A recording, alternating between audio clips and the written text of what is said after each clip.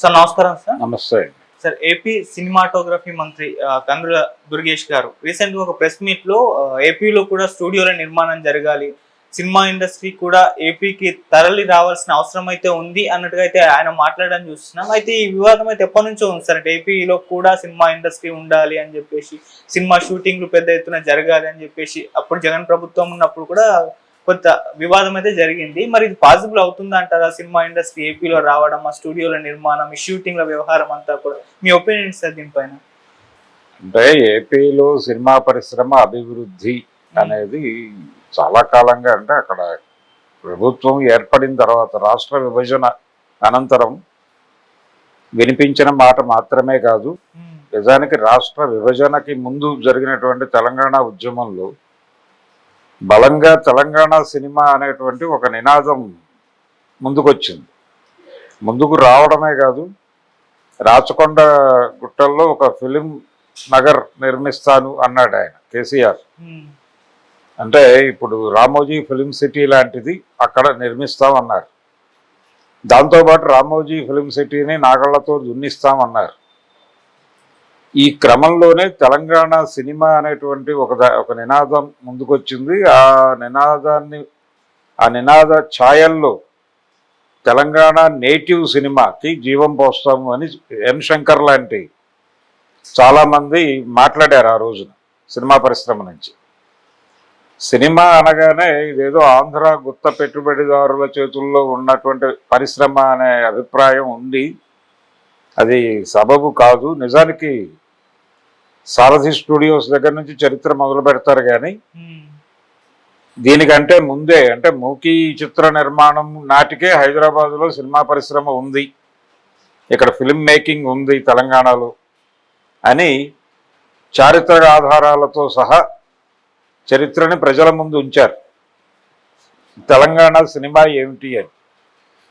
ఆ క్రమంలో ఆంధ్ర సినిమా, తెలంగాణ సినిమాగా సినిమా పరిశ్రమ, తెలుగే, రెండు తెలుగు భాషలో ఉన్నప్పటికీ ఇక్కడ ఉన్నటువంటి ఈ ప్రాంతీయ సినిమా, అక్కడ ఆ ప్రాంతీయ సినిమా, ఈ రెండిటికి రెండు రాష్ట్రాలు వేదికలుగా మారతాయి అనే ఒక అభిప్రాయం చాలామంది వ్యక్తం చేస్తున్నారు.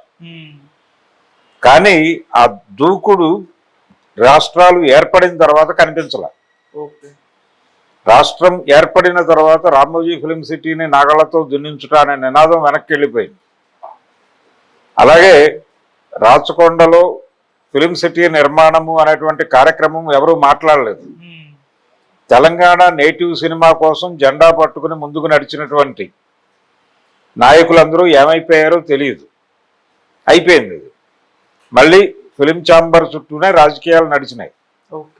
ఫిలిం నగర్లో ఉన్నటువంటి ఫిలిం ఛాంబర్ చుట్టూనే సినిమా కేంద్రీకృతమైంది. ఆ రోజున నిజానికి, అంటే మెడ్రాస్ నుంచి ఇక్కడికి రావడానికి దాదాపు ఎంత టైం పట్టింది? 53లో ఏర్పడితే స్ట్రేట్ ఇక్కడ ఎప్పుడు వచ్చింది? 90 దశకంలో వచ్చింది. అంటే దాదాపు 40 సంవత్సరాల గ్యాప్ వస్తాయి ఆ రోజున. అంటే తమిళనాడు నుంచి ఆంధ్ర రాష్ట్రం ఏర్పడి అది ఆంధ్రప్రదేశ్గా మారి ఇంత జరిగిన తర్వాత అక్కినేని నాగేశ్వరరావు గారు ఆయన 60 దశకం ప్రారంభంలోనే హైదరాబాద్ వచ్చేసాడు. రావటానికి ఆయన పర్సనల్ రీజన్స్ ఉన్నాయి. ఆయన ఇక్కడికి వచ్చిన తర్వాత నెమ్మదిగా ఇండస్ట్రీని ఇక్కడికి రప్పించడం కోసం కూడా ప్రయత్నం ప్రారంభించాడు.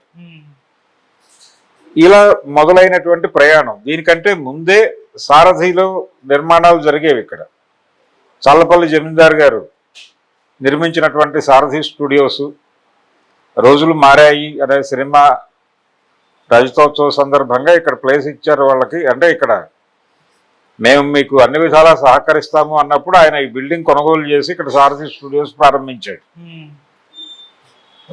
ఈ క్రమం అంతా ఉంది చరిత్రలో. అయితే జయాంధ్ర ఉద్యమం జరిగింది 72లో. జయాంధ్ర ఉద్యమం జరిగినప్పుడు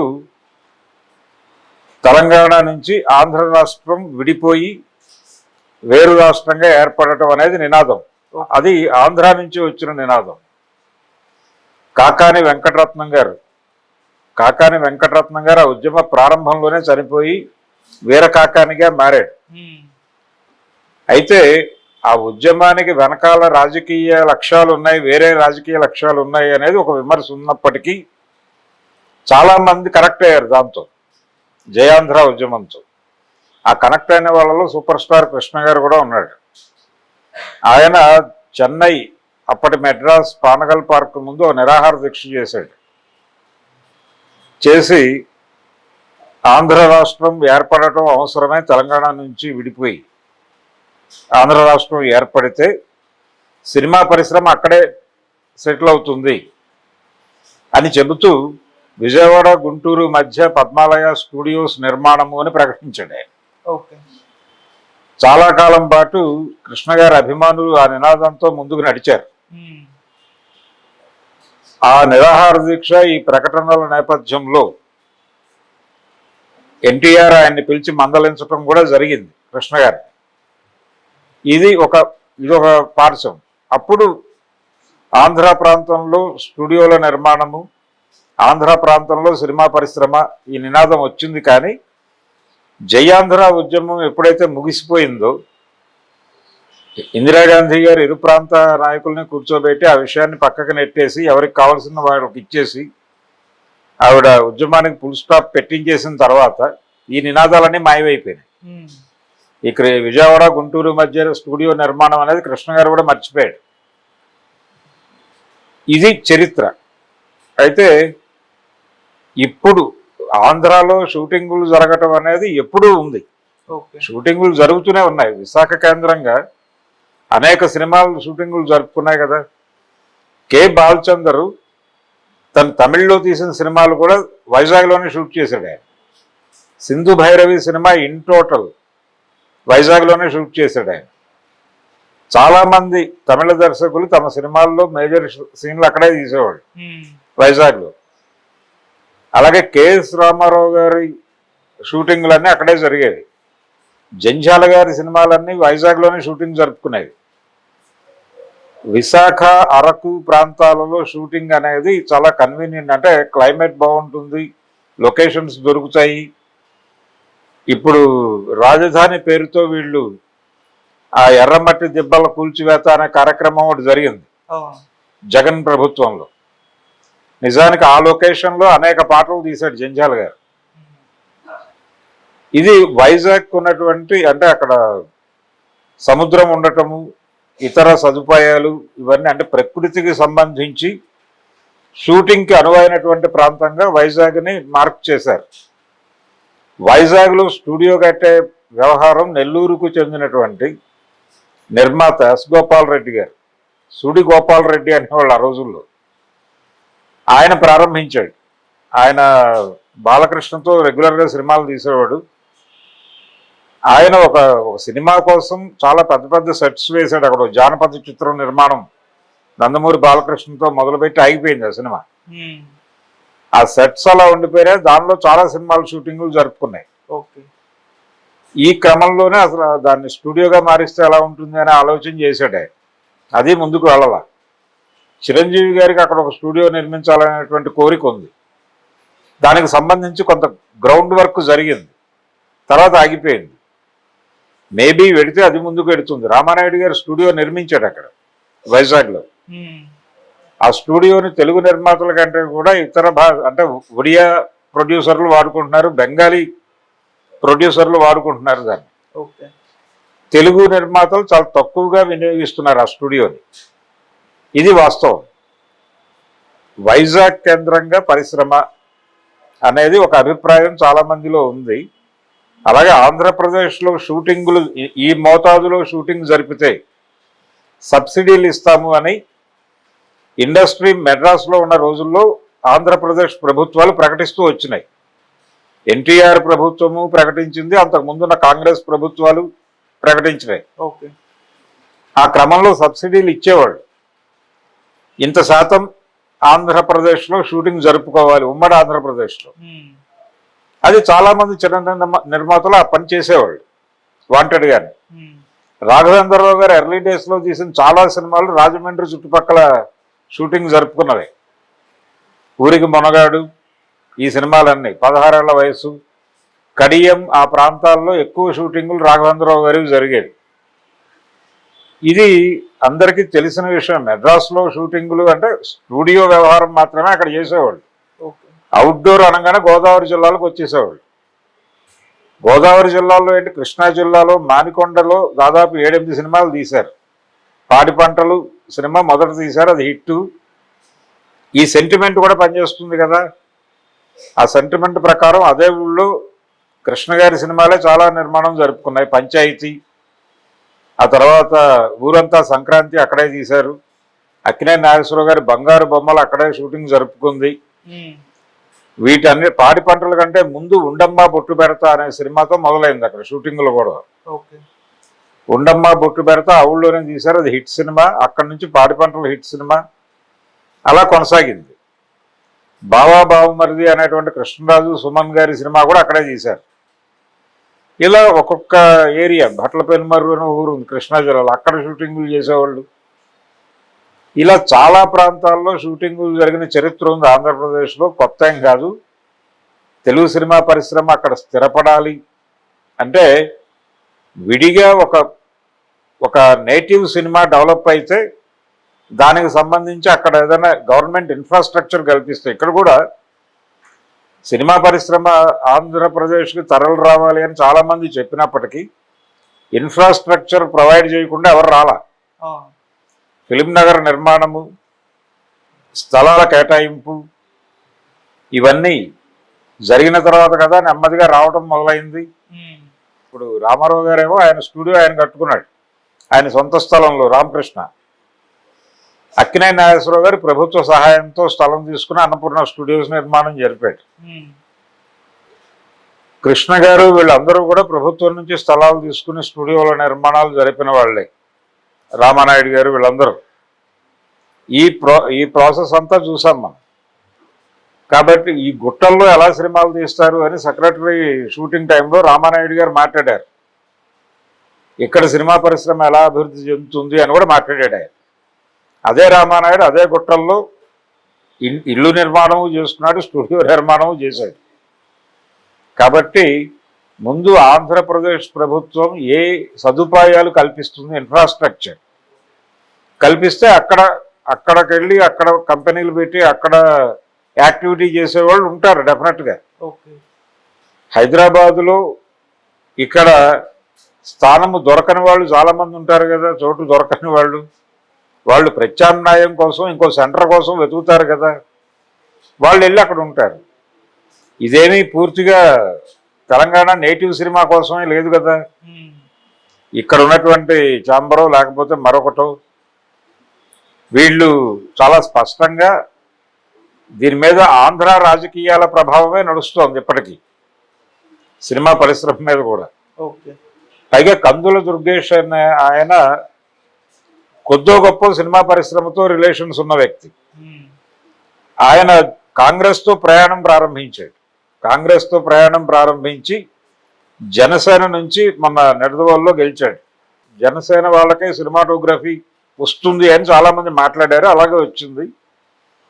కొంత సినిమా పరిచయాలు ఉన్నాయి. ఆల్రెడీ సినిమా నిర్మాతలు చాలామంది ఆయన అభినందిస్తూ ప్రకటనలు ఇచ్చారు. వాళ్ళందరూ కోరింది ఒకటే, ఆంధ్రప్రదేశ్లో మీరు మౌలిక సదుపాయాల కల్పన మీద దృష్టి పెట్టండి, మేం రావడం గురించి ఆలోచిస్తాము అన్న టోన్లోనే ఆ ప్రకటనలు అన్నీ వచ్చినాయి. అందులో భాగంగానే ఇప్పుడు ఆయన ఈ మాటలు మాట్లాడుతున్నాడు. అంటే ఇంకొక విమర్శ కూడా, అసలు సినిమా పరిశ్రమ అక్కడ లేదు, సినిమాటోగ్రఫీ మినిస్ట్రీ కేటాయించడం ఏమిటి అని కూడా కొంతమంది మాట్లాడారు. ఇది ఒక ప్రశ్న. వాళ్ళు అక్కడ సినిమా పరిశ్రమ అభివృద్ధి చెయ్యాలి అని అనుకుంటే, తెలుగు సినిమా మీద జగన్ గారు చేసిన విమర్శ ఏమిటి, మీ కలెక్షన్స్లో 60% ఇక్కడి నుంచి పట్టుకెళ్తున్నారు, ఇక్కడి నుంచి 60% పట్టుకెడుతూ మీరు కట్టే పన్నులు, మీరు చేసేటువంటి యాక్టివిటీస్ అన్నీ తెలంగాణలో చేస్తున్నారు, ఇది ఎలా కుదురుతుంది అన్న ఒక డైలాగ్ చెప్పాడు ఆయన మొదటివాడు కాదు ఆ మాట అన్నది. అంతకు ముందు కూడా ఆ మాట మాట్లాడినటువంటి వాళ్ళు ఉన్నారు. 2014లో ఎన్నికైనటువంటి చంద్రబాబు గారి కేబినెట్ నుంచి కూడా ఈ మాట వచ్చింది. నిజానికి చెన్నైలో, మెడ్రాస్లో ఇండస్ట్రీ ఉన్న రోజుల్లో ఉమ్మడి ఆంధ్రప్రదేశ్ రాష్ట్ర మంత్రులు కూడా ఇదే మాట. ఆ రోజున కూడా ఇక్కడ సినిమాటోగ్రఫీ మినిస్ట్రీ ఉండేది. నారా చంద్రబాబు నాయుడు గారు సినిమాటోగ్రఫీ మంత్రిగానే చేశాడు.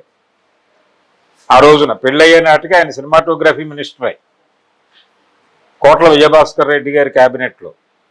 ఎందుకుంది ఆ రోజున శాఖ అక్కడ? సినిమా పరిశ్రమ ఏమి ఆంధ్రప్రదేశ్లో లేదు కదా అప్పుడు, మెడ్రాస్లో ఉంది. ఎన్టీ రామారావు గారిని ఆయన మొదటిసారి కలిసినప్పుడు ఆయన షూటింగ్లోనే ఉన్నాడు.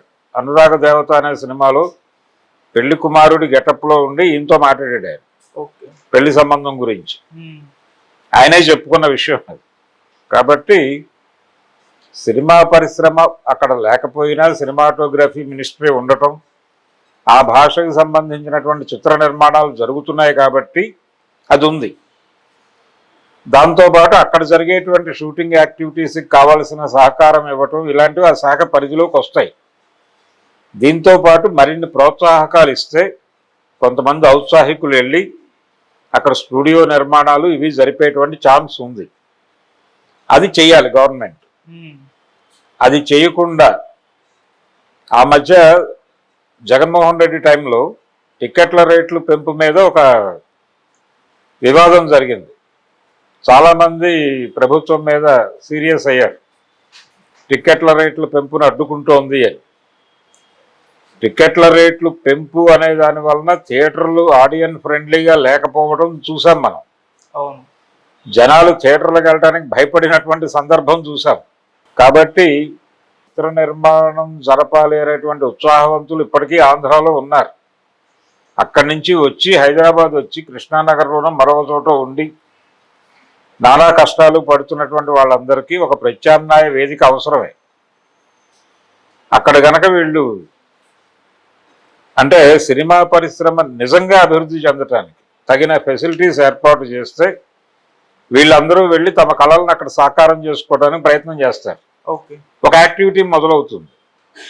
అలాగే సినిమాలు, చిన్న సినిమాలు కూడా సినిమా థియేటర్లో వేసుకోవాలనే తపన ఉంటుంది. ప్లాట్ఫామ్స్ ఉన్నాయి. కమ్యూనిటీ థియేటర్లు నిర్మాణం ఒకటి జరగాల్సి ఉంది. అంటే దళితవాడలు ఇలాంటివి ఉన్నాయి కదా, వీళ్ళు డిజైన్ చేస్తున్నటువంటి అంటే బడుగు బలహీన వర్గాల కోసం ఇళ్ల నిర్మాణం చేస్తున్నారు కదా. ఆ జరిగినటువంటి ప్రాంతాల్లో ఒక కమ్యూనిటీ థియేటర్ లాంటివి నిర్మాణం జరిపి తక్కువ ధరకు అక్కడ సినిమాలు వేస్తే వీళ్ళందరూ అక్కడ సినిమాలు అకామిడేట్ చేసుకుని రెవెన్యూ పొందుతారు.